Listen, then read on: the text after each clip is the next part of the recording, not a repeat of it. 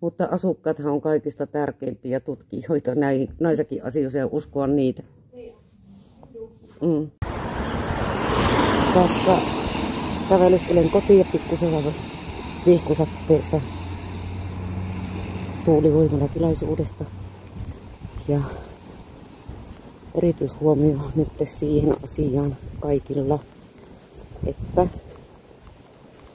meillä täytyy ottaa huomioon myös erityisen ihmiset, jotka voivat huonosti tuulivoimala-alueilla läheisyydessäkin ja voimalinja läheisyydessä.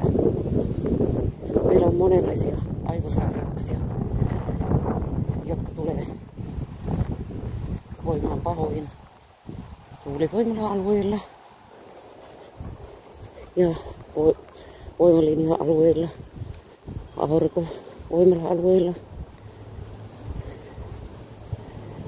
koska tuulimyllystä lähtee tietynlainen hurina, jota ei normaali ihminen kuule, mutta erityisherkät kuulee. Ja siihen erityisherkkäsairauteen kuuluu todellakin erilaiset aivosairauksien omaavat, kuten epilepsia esimerkiksi. Ja mä toivon, että te tuotte kaikki nämä tällaiset sairauden omaavat myös näissä asioissa esille. Migreenikin on eräänlainen aivosairaus ja jatkuva purina ja surina aiheuttaa aivoissa myös ylikuormittumista ja ADD, ADHD ja autismikirjokin. Ne tarvitsee rauhoittumista ja täysin hiljaisuutta,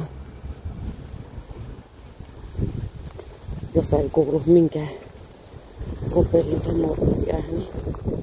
Luonto antaa sen.